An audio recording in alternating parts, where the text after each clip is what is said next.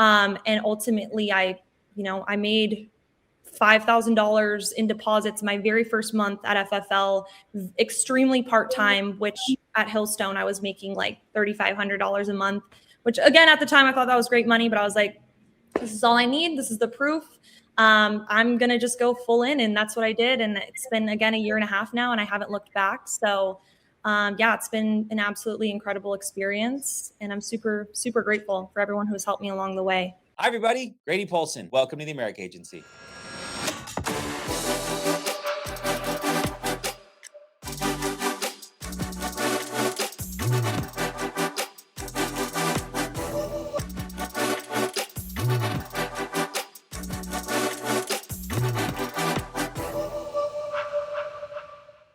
Hello, everybody. Grady Polson. Welcome to the America Agency. I am ecstatic today to have Miss Anna Kettell on with us, a young woman who I've known for over 1 year now and watched her rise. And that's what's fun about this business, is watching people have life happen and have business happen and have personal stuff happen and have goals happen and see other people around them and have, what is it?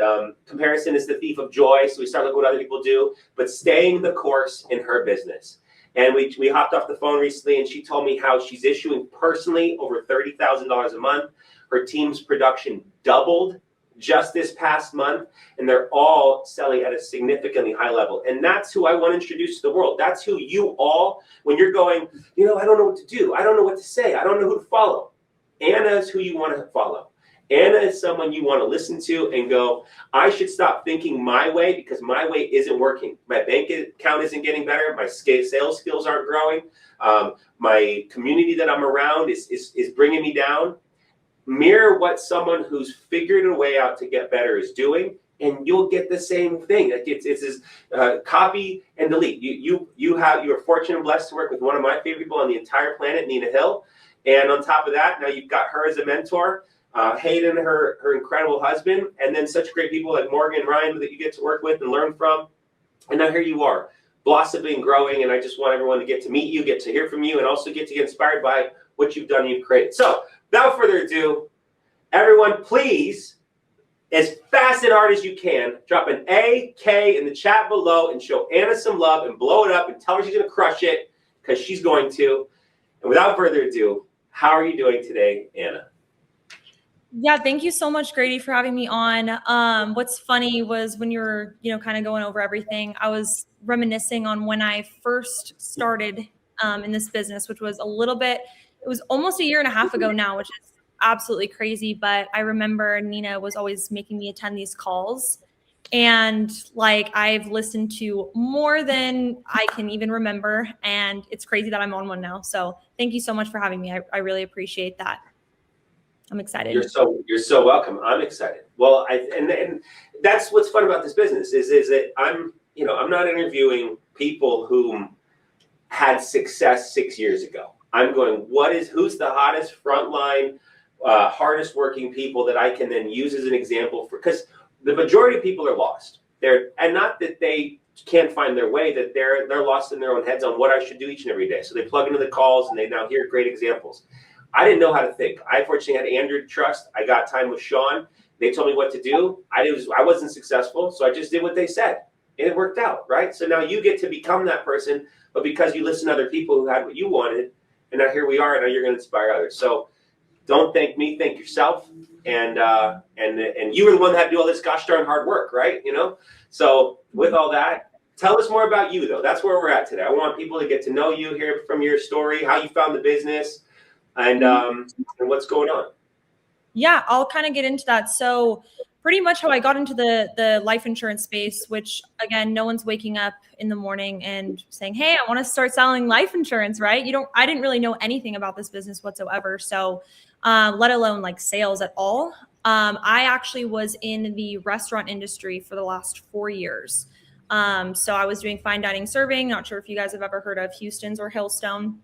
Really delicious. But yeah, I worked there for quite a while. It was, awesome. I just felt super unfulfilled with my life. I wasn't making a lot of money, which I thought at the time. And then, the ceiling with the restaurant industry it's here, right? There's really no opportunity. So obviously I was looking into other things as well. And I figured sales was going to be the best hope for me, because there is no ceiling. You can, kind of create your own reality, which is super nice. And that's why I love Family First Life, because the opportunity is absolutely incredible.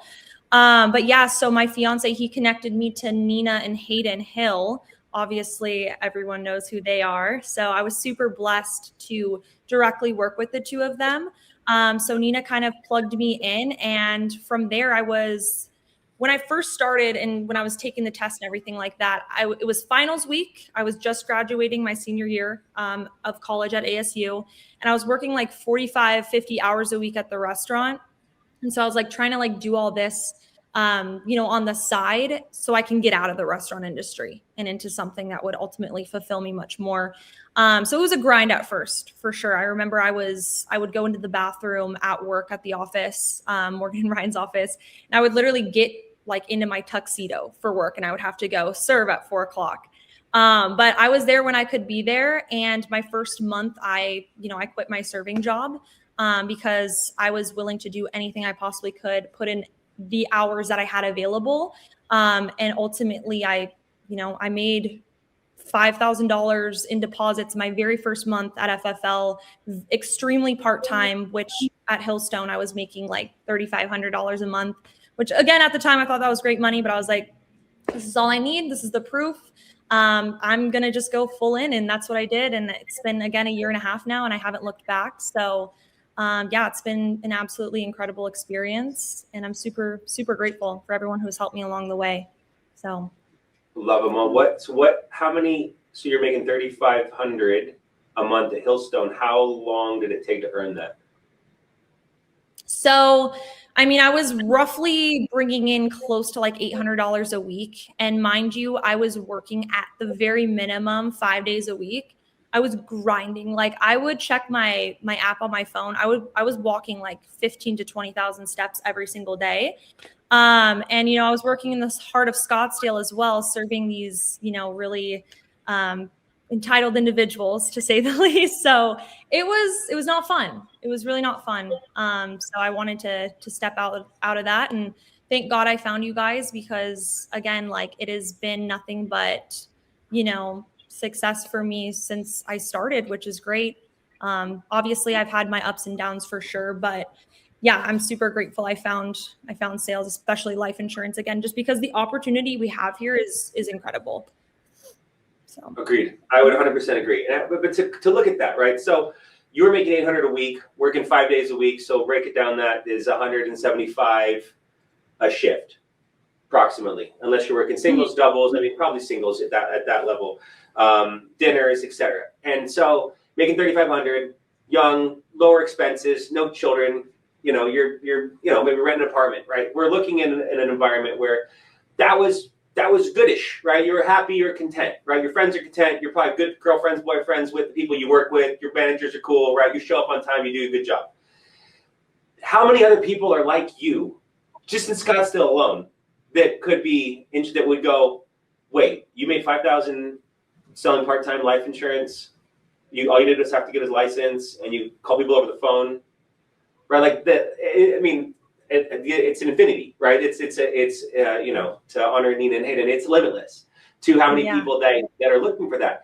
Now, the thing as we recruit, we don't want to judge people and make decisions on could they or could they not be successful at this business. We just want to be good introducers. And so that's where, your story came. You said your boyfriend introduced you to Nina and Hayden? Yeah.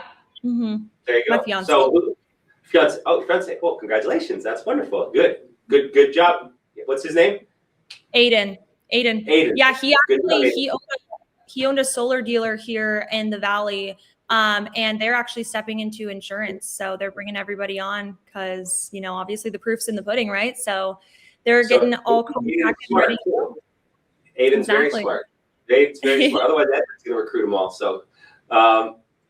Cool. Okay. So okay. You get in, you get going, you walk away, you finish your 2 weeks out, you retire from Hillstone, and now you're doing. So now give us the first couple months. How's that go? How does it start out after, you make the leap of faith, walk away, but now all of a sudden, did it get hard? Did it get easier? What happened? Yeah, so it's kind of, again, all over the place with, sales, right? It's definitely a roller coaster that you're riding, but it's going up, right? So you're going to have your ups, you're going to have your downs, which it was not easy when I first started. I was not used to working 1099. I was not used to having, not like a reliable paycheck come in at the end of every single week, which I'm sure, like, if there are part-time agents watching this, you can definitely relate to that. Hey there, Grady jumping in real quick. Recently, we came out with this insurance sales guide. Fantastic resource. People are loving it. Over 100 pages of insight into the business, from product knowledge to leads to full-blown scripts, presentation, referrals, and over 30 plus different objections written out word for word on how to overcome them. Just trying to help people out there in the industry. Help yourself. If it's something you're looking for some more tools and resources, click the link below and we'll send it right out to you. So it's definitely scary because you're kind of, betting on yourself. You're like, can I do this? Am I able to, sufficiently pay my bills, get by just, selling life insurance? Like, it's definitely very scary. But, I wanted to be so delusional to where, like, I just didn't have an option at that point. And that's ultimately why I decided to quit my previous job. Because I was like, if I don't quit and let that go, then I'm never going to, rise to my full potential here. So I would say my first couple months, it was, again, definitely a grind. You're kind of learning about the products, like what type of leads are the best to work. You're a little bit overwhelmed because you feel as though, you're not knowledgeable enough when you're on the phone with a client, whatnot. You're just building a skill set. And ultimately as well, you're kind of racing to your first 100 presentations. I would say anyone who just started, it's a race to your first 100 presentations, because that's how you're going to build a good sales skill set. So yeah, it was definitely really hard. There was days I cried, I had anxiety. But there were days where I remember I got my first direct deposit actually from 2 carriers the same day. It was Ethos and it was Americo. It was $2,500 each. So I literally got like $5,000 in one direct deposit. And I was like, what the heck is going on? Like, this is crazy. I was like taking screenshots. I was like sending it to everybody. I was like posting on my Snapchat story. I was like, what the heck? I did not know this was real, but it is so real. We have these billion-dollar insurance companies. They're paying us directly. So you're not running into any issues with that. But yeah, it was definitely tough at first. I would say, kind of be a sponge when it comes to the information. Surround yourself with individuals that you want to become. For me, it was definitely listening closely to Morgan and Ryan and just top producers in their office at the time. I was asking millions of questions. I was definitely bothering a lot of people. But what I found here at FFL, like, the people, like, you're asking for help, you're not bothering them. They actually really enjoy helping new people, which I love a culture like that. It's super important. And that's what I found here, literally to every office I've been to. So yeah, just ask a ton of questions, become a sponge, attend every single meeting you can, every single training you can, and really just soak up everything. That way you can, duplicate it on your end. So It's awesome. So let's talk about, so you got in, got going, producing. When did you start building? So I accidentally started building, actually. I didn't even know recruitment was a thing, like, in this business. I was just like, I want to make money selling. And I got to the point where I was making pretty decent money. I would say I was close to like 10 grand a month. This was roughly like, 6 months in, so very early on. And then I started posting like on my private Snapchat story. I had like no people on there. Just like a couple of my friends, and I'm just, ranting about life insurance in the space. And I had one of my girlfriends now, she's actually one of the top producers on my team. She chatted my story and was like, okay, I'm like currently unemployed. Like, I need to look into this. And I was like, just come to the office and like, we can talk to Nina and kind of go from there. So the next day she was in the office, and of course, What's Nina her name, so we can shout her out for being one of your top producers? Olivia White. Good job, Olivia White. Yes. And then, unemployed top producer. What a transition. Talk about a story. Get her on right. here. Yeah. And then I also want to give a shout out to Madison McGill as well. She paid the most on my team last month. It was 56K. She followed me from Hillstone a couple months later because I was obviously posting slightly in regards to my success. So yeah, they just came on. And from there, like I started, training them, developing them. And it was really fun. And I liked seeing, the agents that I brought on actually win and make money. It felt even better when they got a sale than when I was making a sale. Like I was so excited. I was so happy. And I felt like fulfilled because I was ultimately like changing their life. Like I was watching their lives change from this opportunity. So yeah, that I had my 2 girls with me and then it kind of just snowballed from there. So yeah, it was an accident, but that's how I started recruiting. It's a good accident. So for us old people, private Snapchat is this like a close friends on Instagram? Like I'm trying, I don't have a Snapchat, but I mean, I should get one if I can find agents that write 56,000. I guess that's where they're hiding. They're hiding on the Snapchat. Is that what the people? I'm joking, but okay. Yeah, so it was completely accidental. And then, from there, of course, once you're teaching other people how to become successful, I started getting outside of my comfort zone, mind you, completely outside of my comfort zone. And I was like posting on my actual Instagram story. I would say that's where I, recruit most of my warm market, would just be posting other agent success, my success, success stories about the business, not even on my team, just in the office. I just post a ton on TikTok, on Instagram, on Snapchat.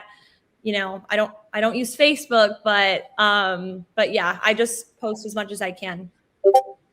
Which is good. I mean, to touch on this for 2 seconds, I was just on a call and this young woman says, I used to be in real estate. I used to do Uber and Lyft. I used to be a bartender and I know all these people, but I don't know how to talk to them. I think they'll judge me. And I was like, I got it. I totally get it. I was like, what did you write? How are you doing? She's like, well, I've written 15,000 so far this month.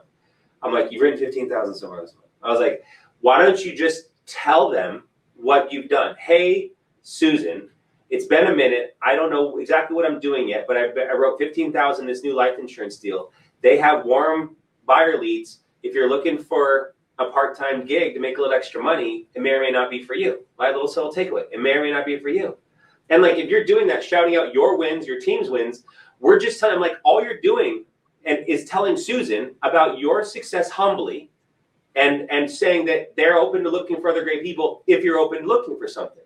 That's what good recruiting and good marketing is. It's humbly sharing what you've done and letting you know you'll help them if they want to work hard too.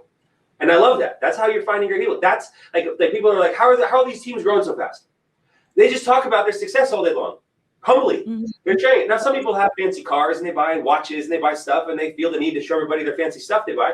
That's okay. I mean, I like nice stuff, but I also like being able to pay for my kids to go to Disneyland for 3 days and not have to worry about the park hopper, right? Because like the park hopper is twice as much money, right? So in that capacity, it's like, it's thinking about how can I share with others what I've done that I'm grateful to have figured out, and I'll help you do it too. And that's what you've done. And I love that. Right. And so now are you finding more and more recruits as you share your teams and your own success humbly, right? Which is all you're doing. Like if people are like, I don't want to share. I'm like, you're not bragging and shoving in their face. You're saying, I don't even know how I did it, but let's figure it out together if you want to work with me. Right. Yeah. And I would say another, a huge thing that I've done, for the last year, personally producing on your own is really, really important, especially if you want to get into, having a big team down the line, because you want to lead by example. You want to lead by the front. So it's really important that you keep up with your personal production. That way you can use that to recruit. You can use that to train. You can use that to, ultimately just help out in every aspect with your agents, and then yourself too, because if you don't have that cash flow coming in, especially if your, team's not paying a whole lot to start, you need that cash flow in order to, build up your team, maybe help out with the lead pack here and there. So it's definitely important that you have to be producing personally, for sure. So that's what I made that a goal of my own. I'm just like, okay, I have to, at the very bare minimum, pay at least $20,000 a month, while training, while recruiting, and everything like that. I need to make that a goal.